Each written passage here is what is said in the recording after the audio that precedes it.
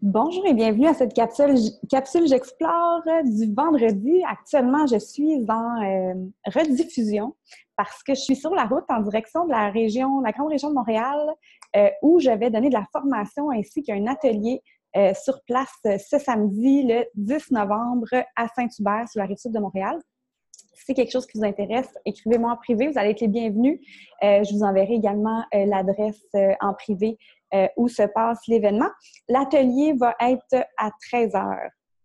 Donc, aujourd'hui, le sujet de la capsule était vraiment sur l'alimentation parce que je suis foncièrement une gourmande. J'aime bien manger, j'aime l'alimentation diversifiée. Et c'est un sujet qui m'intéresse vraiment beaucoup, alors j'ai pensé que peut-être que ça pourrait vous intéresser également. Donc, je diffuse des bureaux de haut bureau à Lamalbaie, dans le fond, dans ma belle région de Charlevoix, qui est un endroit de travail collaboratif où vous pouvez venir travailler également. Si jamais ça vous intéresse, contactez les filles de haut bureau. Et c'est pour ça que vous allez peut-être voir des gens passer et tout ça, parce que je filme live alors qu'il y a plein de gens autour. Donc, le sujet de l'alimentation, pourquoi je vous en parle? Parce que ça fait tellement partie de la pyramide de la santé. La mission de mon entreprise, c'est de vous encourager à adopter un mode de vie qui est plus sain, j'espère vous inspirer, de ne pas viser la perfection, de s'amuser en le faisant, de le faire avec une approche qui est petit pas, donc un petit changement à la fois. C'est comme ça qu'on acquiert de bonnes habitudes et qu'on les conserve à long terme. Et on a tous vu des gens qui, du jour au lendemain, ont fait des méga régimes, ont fait des gros changements et finalement, ça ne tient pas la route et ça fait un effet qui est yo-yo. Tous les régimes, tous les choix drastiques, à moins que vous soyez quelqu'un de très intense dans votre personnalité, c'est vraiment démontré malheureusement que ça ne fonctionne pas. Donc, c'est vraiment quand on adopte de petits changements dans le plaisir, dans la joie, sans se mettre de restrictions, sans se taper sur les doigts non plus, donc dans une approche qui est beaucoup plus douce envers nous-mêmes. C'est comme ça qu'on va, je pense, améliorer les choses. Donc, qu'est-ce qu'on peut faire pour améliorer notre santé? Je voulais vous partager rapidement la pyramide de la santé qui, pour moi, est vraiment quelque chose de super important à porter attention. Dans le fond, la pyramide de la santé, c'est quoi? C'est une logique incroyable. Dans le fond, c'est à la base d'avoir une alimentation qui est saine. Donc, c'est de ça qui va être question aujourd'hui. Habituellement, je vous parle beaucoup d'huile essentielle. Je vais peut-être en parler un petit peu, mais pas tant que ça, parce que je pense que l'alimentation, c'est vraiment quelque chose qui est hyper important. Être en forme physiquement également, incorporer les saines habitudes de vie là, qu'on entend parler tout le temps. Se reposer et gérer son stress. Ça, je dis tout le temps que c'est beaucoup plus facile à dire qu'à faire. Hein? Bien dormir, avoir un sommeil réparateur et bien gérer notre stress. Mais c'est possible encore là d'améliorer, d'aller chercher des outils, des techniques d'impact qui vont nous aider, nous permettre de nous améliorer à ce niveau-là. Ensuite, réduire notre consommation de toxines. Bien sûr, dans notre alimentation, c'est certain. Par exemple, on peut penser au plastique. Ça serait drôlement intéressant de faire attention à la qualité des plastiques qu'on utilise, par exemple, ou encore d'aller vers une alimentation qui est biologique le plus possible. On le sait qu'une alimentation biologique est tout simplement, premièrement, meilleure. C'est tellement plus savoureux. Et également, vraiment la possibilité d'éviter des pesticides, des herbicides, des fongicides, etc. Et souvent, ça va permettre d'avoir des sols qui vont être en meilleure santé également. On ne veut pas juste notre santé, on veut la santé de l'environnement également. Quand c'est pas possible d'avoir du bio, bien, on va toujours privilégier le local, le frais. La fraîcheur des aliments va faire en sorte qu'il y a tellement plus de vitamines et de propriétés pour notre corps. Avoir un bon mode de vie, prendre soin de nous, bon, dans nos soins de santé, et avoir des suivis médicaux qui sont actifs. Hein? Essayer le plus possible d'aller travailler en prévention plutôt que d'aller travailler en traitement ou en curatif. C'est sûr encore là que ça fait partie de la logique. Donc, cette fameuse pyramide de la santé est toujours à la base de ce que je vous présente dans les capsules J'explore ou encore lorsque je fais des accompagnements personnalisés auprès des gens, lorsque je vais faire des ateliers également, c'est toujours fondé sur cette belle pyramide de la santé. Qu'est-ce qu'on peut manger pour améliorer notre alimentation? Qu'est-ce qu'on pourrait manger? Bien, j'avais quelques points que j'avais voulu vous parler. Manger beaucoup de verdure, manger du vert, manger des salades, des choux, du kale, apporter vraiment du vert. Puis, il y a des trucs super faciles pour incorporer encore plus de verdure dans notre alimentation. Il y a les smoothies verts qui sont très populaires, qui permettent d'intégrer et de consommer des grandes quantités de végétaux.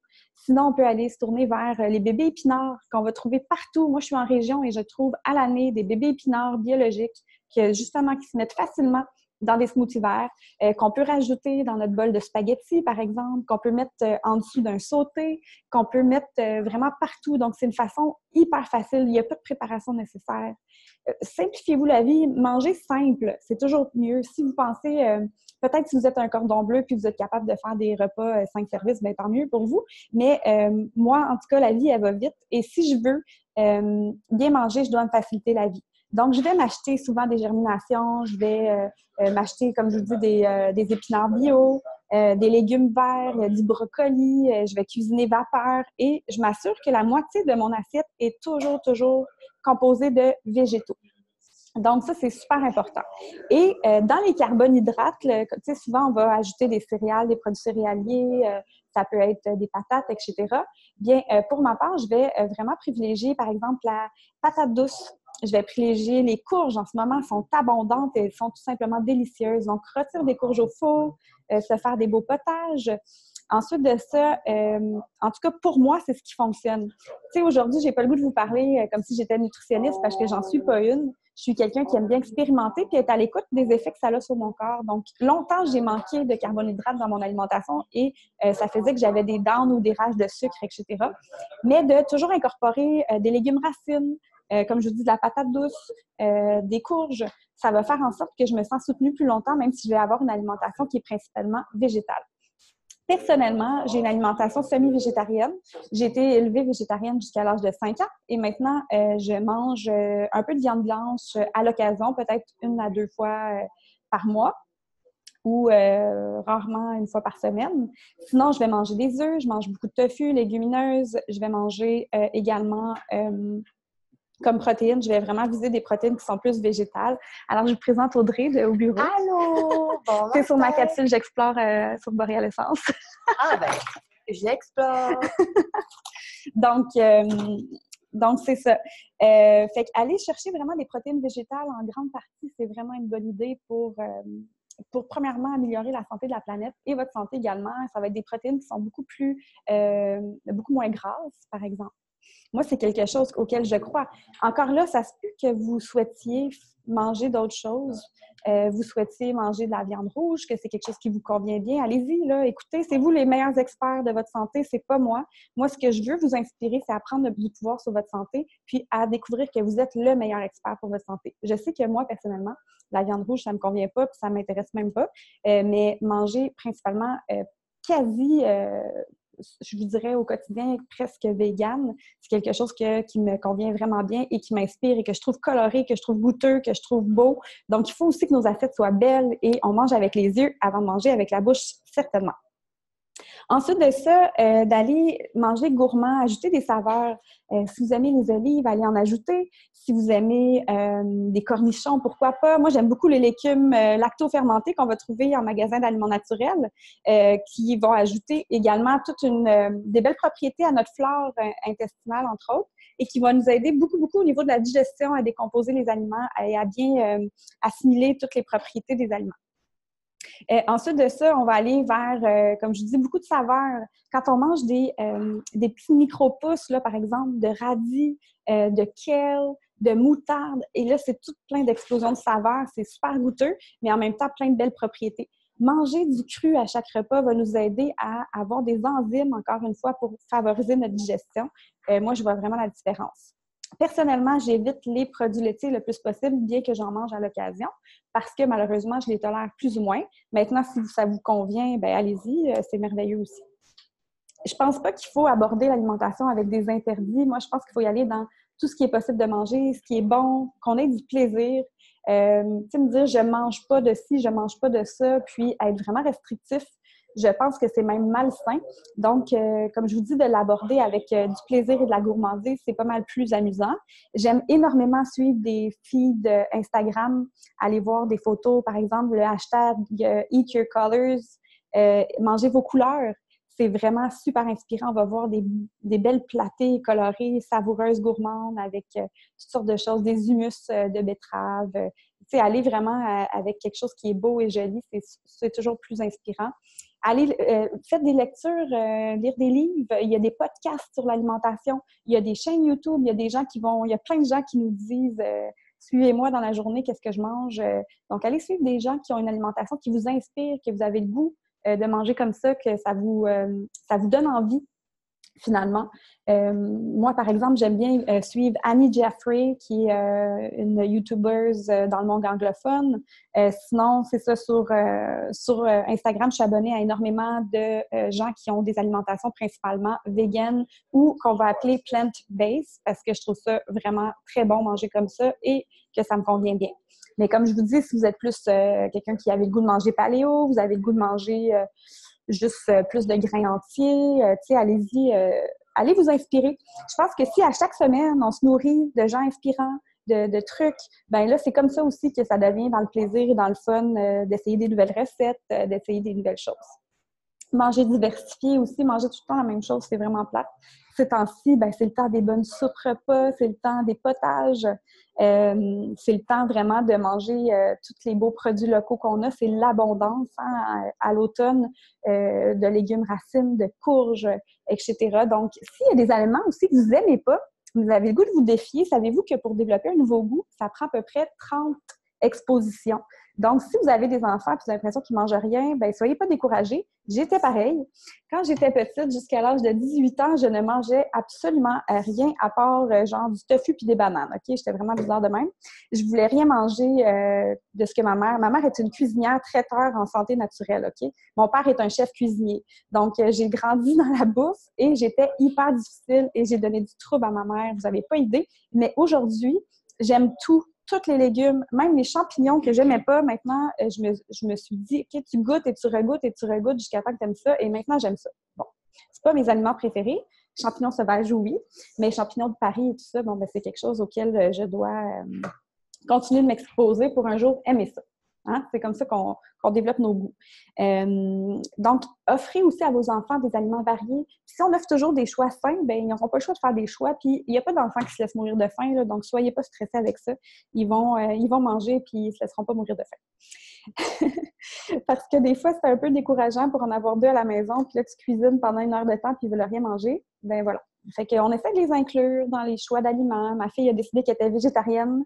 Donc là, on essaie de lui donner des idées de protéines végétales. Dernièrement, j'ai découvert les nouilles de légumineuses. Donc, il y a des penne de lentilles rouges. Hier, on a mangé des cheveux d'ange de fèves et d'amamé au pesto. Écoutez, c'est des façons d'avoir des protéines végétales hyper faciles. Faire des nouilles, y a-t-il quelque chose de plus facile que ça? Puis les enfants, ils ont mangé super bien hier. Donc, ça, c'est des trucs à essayer puis à découvrir. Sinon, mangez vos couleurs, comme je disais, vraiment manger très coloré. Et je ne parle pas de Skittles quand je dis ça, je parle vraiment de couleurs variées de végétaux et de légumes. S'assurer d'avoir des protéines à chaque repas aussi pour être soutenu.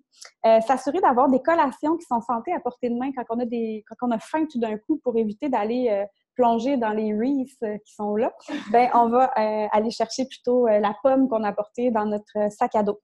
Puis, c'est correct si vous voulez manger des Reese une fois de temps en temps, tu sais, à un moment donné, encore là, si on se met à se priver, c'est pas cool non plus, tu sais. Puis, donc, c'est ça. Moi, je sais que j'aime manger des grosses assiettes, des grosses salades, des trucs vraiment bien remplis, prendre le temps avec des gens que j'aime aussi, hein. L'alimentation, c'est le temps de nouer des liens de qualité. Donc, manger en famille, manger avec des amis, manger avec des gens que vous aimez, avec un bon verre de vin, puis profiter de l'instant, sans penser à des restrictions alimentaires ou quoi que ce soit. Utilisez vos huiles essentielles. Si vous êtes à quelque part où vous n'avez pas accès à des fines herbes fraîches, où c'est difficile d'avoir, je pense à la coriandre qui va avoir un goût. Des fois, à l'épicerie, moi, la coriandre que j'achète, elle goûte absolument rien. Donc, mais allez avec vos huiles essentielles, les ajouter, par exemple, dans une huile d'olive extra vierge de qualité. Donc, là, on va pouvoir aller mettre un peu de coriandre, huile essentielle coriandre. On a l'huile essentielle de coriandre graines ou feuilles. On a le basilic. Pensez aux fenouils, des crevettes sautées aux fenouils. Moi, j'aime vraiment ça. Pensez à du romarin en cuisine, de l'origan pour la sauce à spaghetti. Donc, les huiles essentielles vont être un super outil. Bien sûr que dans la plupart du temps, ce qui est bien et ce qui est intéressant, c'est d'aller chercher à les ajouter seulement en fin de cuisson pour ne pas perdre les propriétés thérapeutiques parce qu'ils ont toutes des beaux bienfaits pour nous. Et seulement avec vos huiles essentielles qualité doTERRA, je ne recommanderais jamais aucune autre compagnie pour la prise à l'interne. S'il vous plaît, ne faites pas ça. J'ai malheureusement quelqu'un que j'ai entendu qui s'est présenté, qui a dû consulter aux urgences pour avoir fait ça parce que malheureusement, 80% des huiles essentielles sur le marché à l'heure actuelle sont altérées et contiennent parfois des huiles minérales, des composés synthétiques. Il n'y a pas beaucoup de contrôle sur la qualité des huiles essentielles à l'heure actuelle. Donc, très, très important de s'assurer d'avoir une bonne qualité lorsqu'on en utilise une qui est pour la prise à l'interne. Boire beaucoup d'eau. Boire beaucoup d'eau, je pense que c'est la première chose que l'on doit incorporer dans notre vie, que l'on doit avoir. Et là, encore là, moi, je m'amuse à avoir, par exemple, j'ai beaucoup de pamplemousse ces temps-ci, c'est ce que j'ai le goût d'avoir dans ma bouteille d'eau. J'ai une bouteille d'eau qui est en inox. Si vous n'en avez pas, allez vers un pot maçon et je mets 1 ou 2 gouttes de pamplemousse dans mon eau et je brasse avant de boire.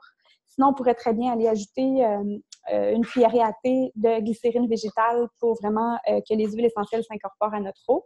Sinon, on peut aller avec le citron, la tangerine, la lime, l'orange sauvage, ceux qui ont eu kumquat, clémentine, mandarine rouge, mandarine verte, la synergie métabolique, ça c'est merveilleux pour aider lorsqu'on a des rages de sucre également. Vous voyez, je finis toujours par parler d'huile essentielle, alors il fallait que j'en parle, c'est sûr. On a la synergie Zengest qui est vraiment pour le mélange pour la digestion. Quand on a trop mangé, quand on a de la misère à digérer, qu'on sent ballonné, donc c'est celle-là qu'on va utiliser.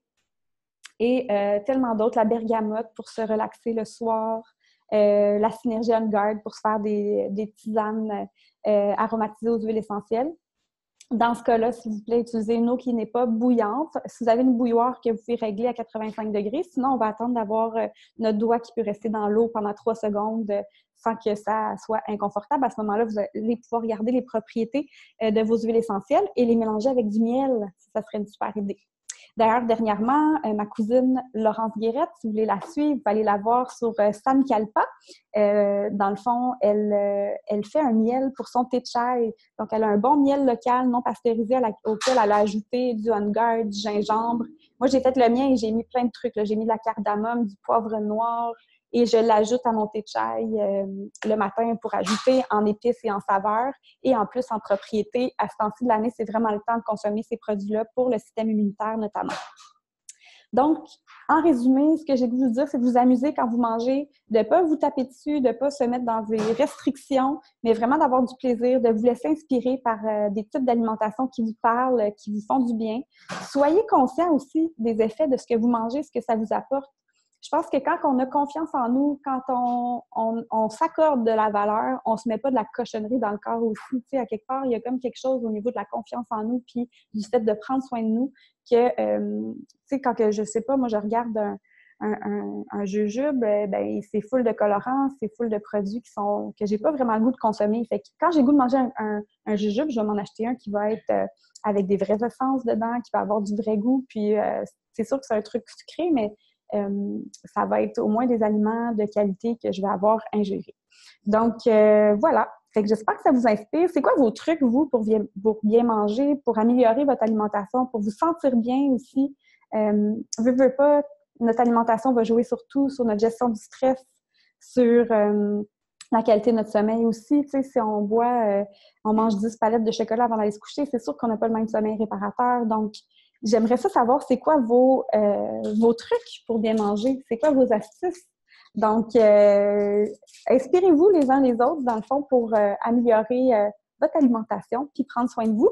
Si jamais vous êtes dans le coin de la région de Montréal et que vous avez envie de venir à l'atelier qui va avoir lieu ce samedi 13h, me contacter en privé. Je vais vous donner l'adresse et selon la disponibilité aussi, ça sera premier arrivé, premier servi. Puis, sinon, ben, restez à l'affût. Il y aura certainement d'autres belles choses au programme de Boréal Essence. Prenez soin de vous autres. Bye bye.